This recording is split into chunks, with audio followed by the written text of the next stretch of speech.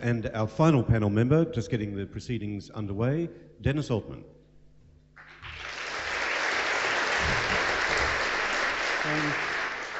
Over the last year, I've had the opportunity to visit Mexico 3 times. And I raise this because it allows me to make 2 points that actually pick up on what Don and Philip already said. The first is that I discovered the first time I went to Mexico that a great deal of what I as an Australian knew and imagined about Mexico came to me via the United States. I grew up, as many of you did, with cartoon images and cartoon characters that were essentially American caricatures of Mexico. We in this country are extraordinarily lazy. We do not do much work in trying to understand the great bulk of the rest of the world. And the consequence is that when we do go outside the normal itineraries of the Australian traveller, one of the things we have to do is unlearn the American script.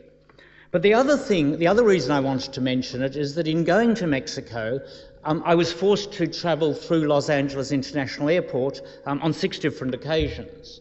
I have to say that whichever one, I can't remember which one of you held up the United States as an example of modernity. This is clearly not based on exhaustive experience at LAX, which indeed reminds us that a great deal of the American infrastructure is antiquated and far below the standards that are now taken for granted in many parts of what Americans still believe to be the developing world. But I mention LAX deliberately because there is something deeply symbolic about our experience going through Los Angeles. And what is symbolic is, firstly, for us to go to Mexico, we as Australians have to go through the United States. More importantly, the United States, unlike most other countries, does not allow transit. To travel through Los Angeles, to make a connection, you actually have to enter the United States, which, as we all know, is a pleasurable experience where one is urged on by smiling immigration officers who have learnt their skills from Qantas. You then have to stand in line to collect your bags, which are then searched by even more obliging and well-trained customs officials who want to welcome you to the United States with that bonhomie that we associate with America. And you then, of course, rush across the crowded concourse of Los Angeles Airport to immediately surrender your immigration ticket and to rebook your bags through to Australia. And on a good night, it's 2 hours of sheer pleasure and enjoyment in Los Angeles International. Now, I'm not trying to make a cheap point. What I'm trying to do is to point out that in that you can see both the dominance of the United States and the very limited way in which the United States relates to the rest of the world. The simple fact that you could actually maintain security far more efficiently by keeping passengers in transit, therefore quite separate, under surveillance, and avoid all this nonsense is something that seems to have totally escaped the people who run the US Immigration Authority. Other less developed countries, countries that don't hold up their ideals for us, like, say, Singapore, have long ago mastered that fact. And it's, I think, a reminder to us that the United States, as both Don and Philip suggested, combines within it huge extremes in a way that I suspect all dominant powers historically have always combined huge extremes. The extremes of believing that you are the centre of the world and at the same time remaining remarkably uninterested and unaware of the periphery. And that, to me, is the great problem that the United States poses for those of us on the outskirts of empire. And I use the empire not to imply that we are subject directly to diktats from the United States. I think the opposite is true. We have had a series of governments, and we have had a seamless transition indeed from the previous to the current government, who still believe that our basic foreign policy rests upon treating the United States as somehow different to every other country. And this is a view that I think we have internalized. I've internalized it. Many, many years ago, I was accused, ironically by somebody who was a strong supporter of the war in Vietnam when I was an opponent of that war, of being an agent of American cultural imperialism. And I would have to plead guilty. Much of my writing is indeed influenced, framed and draws upon the United States. And maybe because of that experience, I've come to believe more and more that it's really important for us to break free of that obsession with the United States. Yes, I share the great interest in the current presidential election, and like Don, I can cry. In fact, I think I almost cried at the last moments of Barack Obama's speech today. But as an Australian, I'm concerned by the fact that we are following the minute details. That I know most of you in this audience, if I say wise things about how the votes in Michigan and Florida were counted or not counted in the Democratic contest, will nod your heads. We know this. How many of us know who is a candidate, a likely candidate for the next presidential election in Indonesia? And yet in terms of where we sit in the world, would that not be a more important, and I dare suggest interesting question, than whether or not the democratic rules were followed in each of the 50 states? Now, I tend to agree with the position that both Don and Philip are putting forward. The United States has an identity based not on ethnicity, not on geography, but on a grand idea. And a grand idea, or a set of grand ideas, many of which, of course, were derived directly from Britain and from the British wars, civil wars of the 17th century, but nonetheless, grand ideas that we in the Western liberal tradition can embrace, can understand, can support, can be moved by. But I disagree strongly with Philip that no other country has ideals, or that people sitting in other parts of the world cannot look at China and actually see in the Chinese achievements, and there are huge achievements, models that they may wish to emulate. Now, I'm with you, Philip. I wouldn't want to be in a country that based its political and economic future on the Chinese model. But I think we have to be able to make an imaginative leap and understand that for very many people in the world, it is a far more attractive model than the American model. It has, after all, held together almost a quarter of the world's population and helped make them rich in a very rapid transition. And if we aren't able to understand that, we won't understand why it is that so many people do talk about the decline of the United States.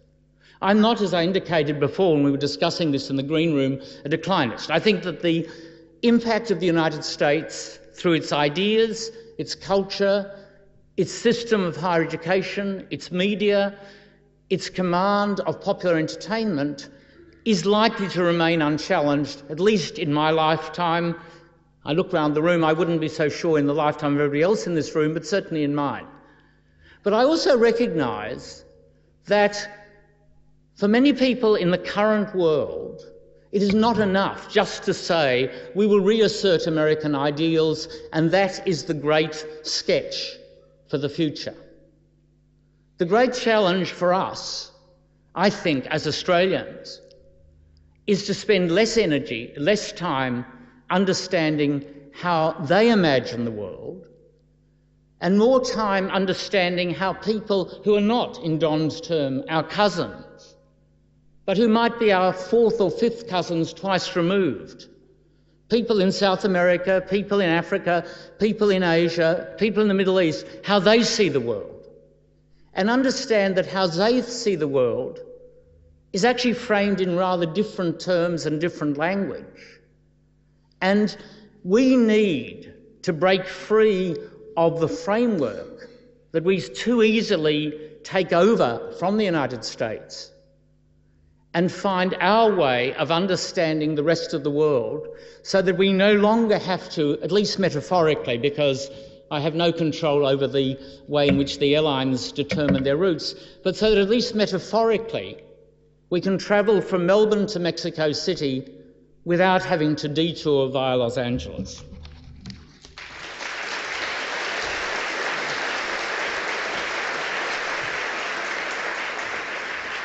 Dennis Altman, thank you.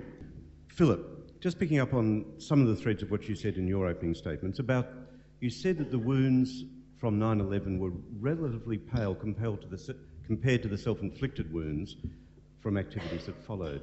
First part of the question, are those wounds, that scar tissue from the 9/11 event itself, are they permanent? Are they going to be erased? And if they are going to be erased, what will erase them? The wounds of 9/11, well, sure, of course we can get past them. Why not? I mean, it was a shock to us all that the territory of America had been attacked in this peculiar way. Let's be realistic, it was a complete freak that it was successful. That these 3 hijacked planes managed to simultaneously actually slice through these buildings, that they actually managed to cause them to collapse, that the spectacle succeeded. This is not something where we are vulnerable to this happening over and over and over again. I think most of us have been astonished, I've certainly been astonished, that we have not had piecemeal terrorism at home subsequently, that if in fact we were facing some kind of great terrorist assault, we have not become a place like Israel where periodically a restaurant or a bus stop or a school blows up. And I thought that one would go from the terrorist spectacle to pervasive terror.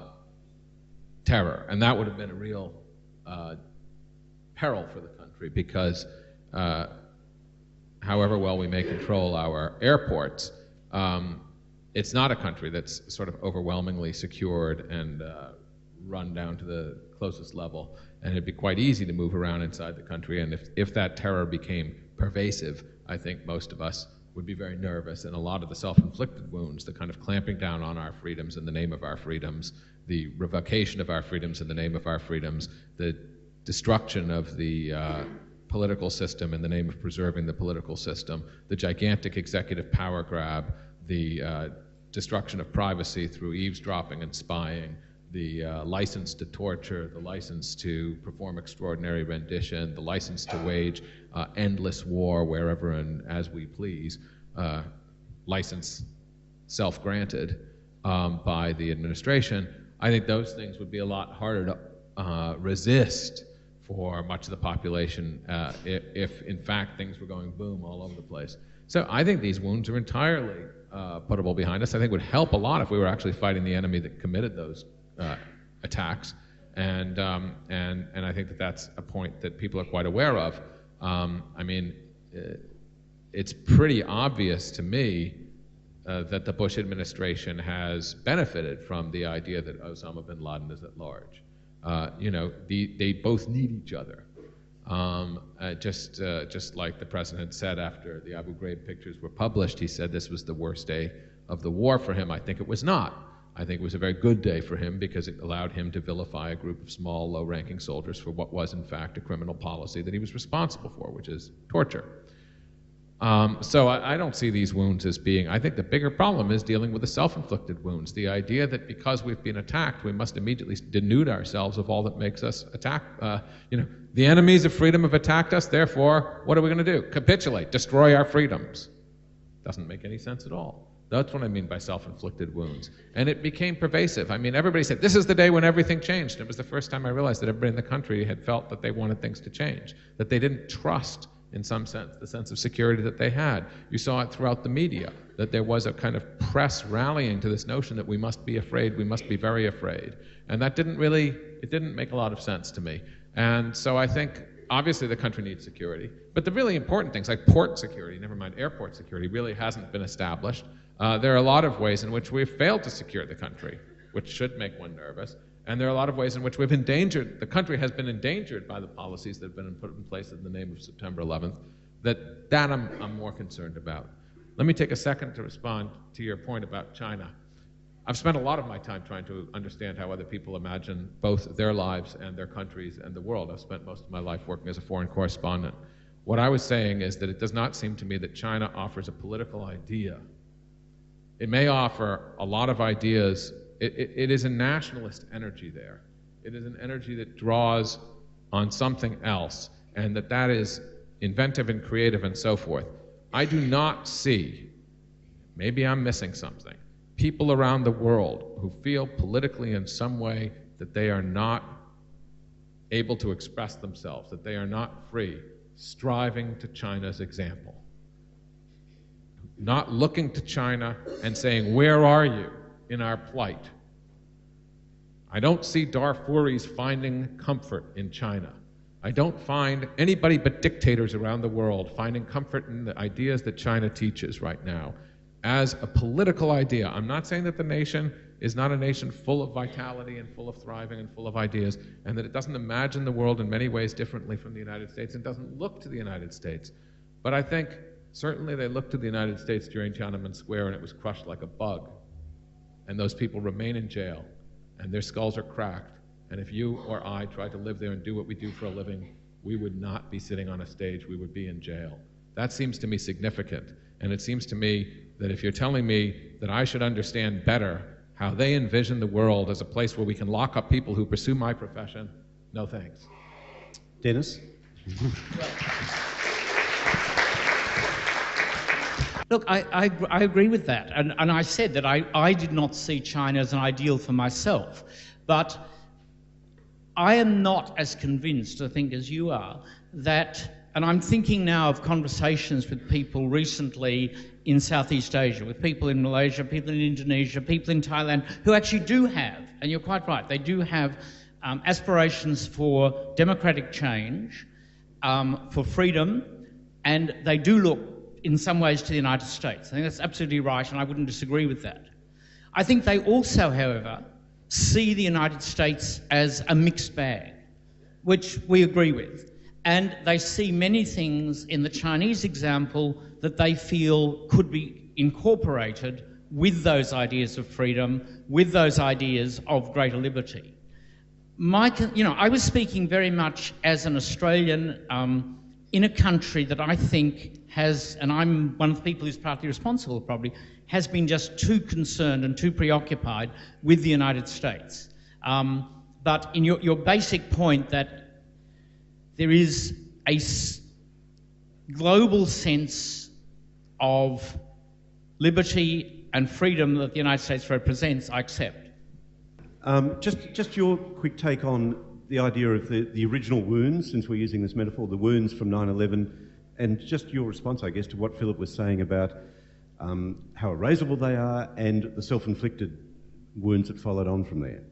You've just been around, you've seen a lot of different people around the United States. I wouldn't presume for a moment to know as much as Philip about it, and I'm not passing the buck entirely.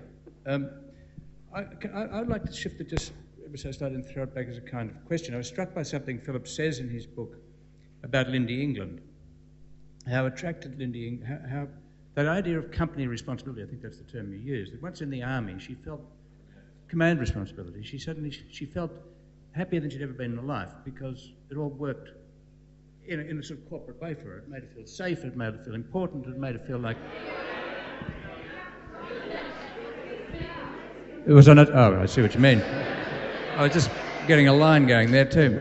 I mean, she was saying, Philip talks about her feeling comfortable in the army because of this, the practice of command responsibility, which, without going into it, made her feel safe and important, reinforced in her life in ways that she'd never felt as an ordinary citizen of the United States.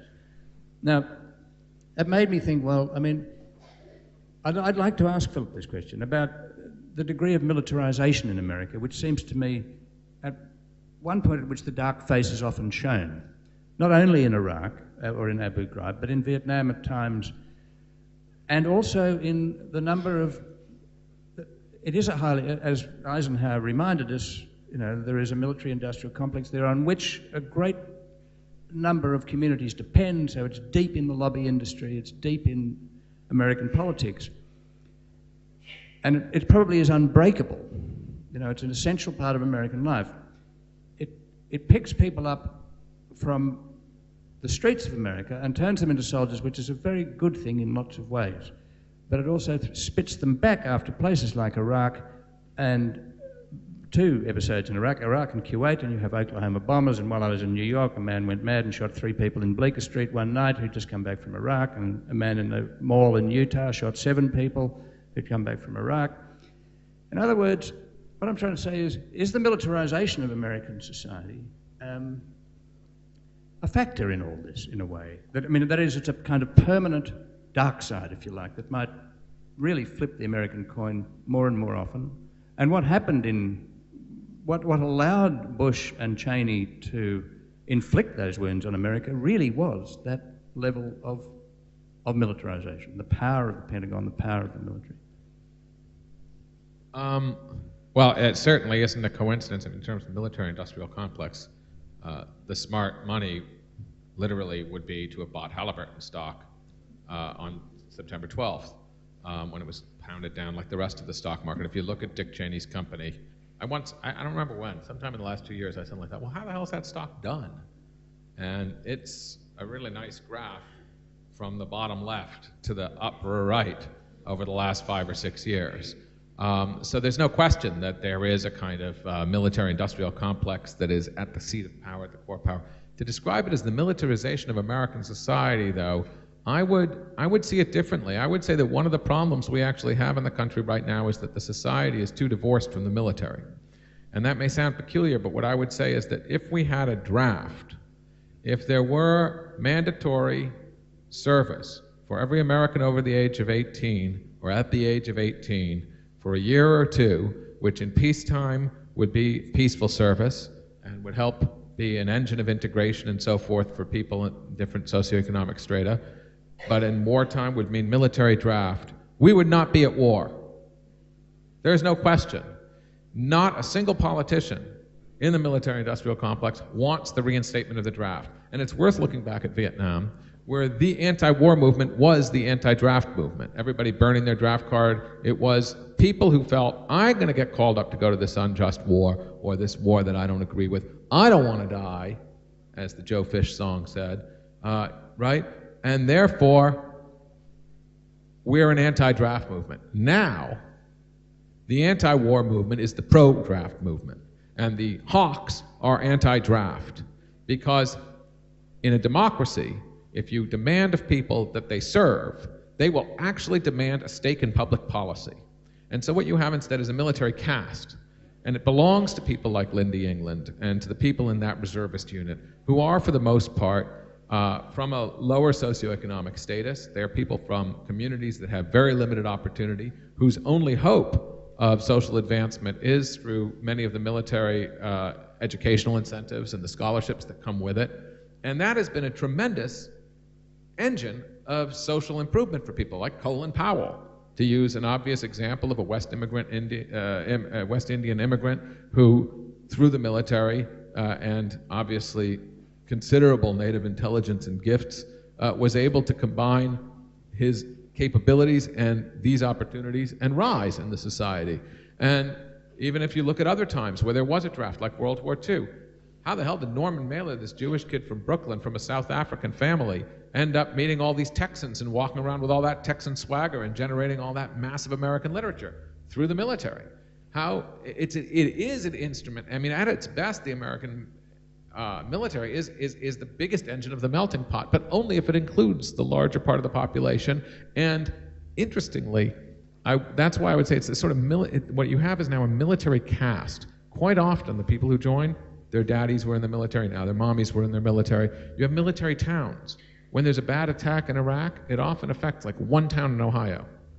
And you'll suddenly hear about this town where they've lost 30 people, and you realize most of the people you know don't know anybody who's lost anybody in Iraq. They might know somebody who knows somebody. So it's very pocketed. And in those pockets, absolutely, it creates a terrible dark side and all of the Vietnam veteran and Iraq veteran traumas. But there's a kind of silence about that that goes along with the idea that it's our pride not to wonder why, but to do and die, that we're the ones who serve. There's a kind of, and who do people serve for in the military? They serve for their buddies. So there's a code. You know, we're not political, we're not necessarily hawks, we're just military guys. And they bring it home, as you say. That was exactly the answer I was trying to draw you out on, actually.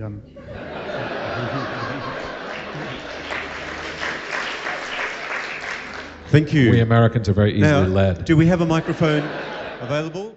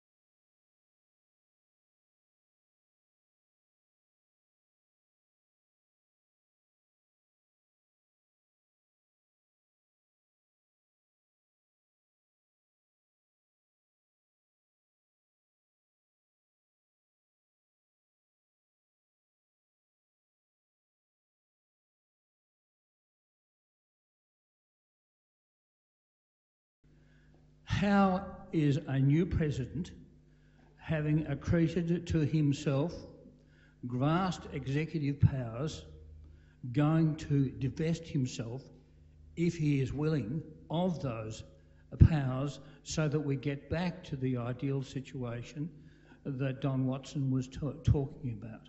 Thank you. Will it happen? Is it likely to happen in our lifetime? In America. In America. Yep. It's an excellent question. If you distill it down to this basic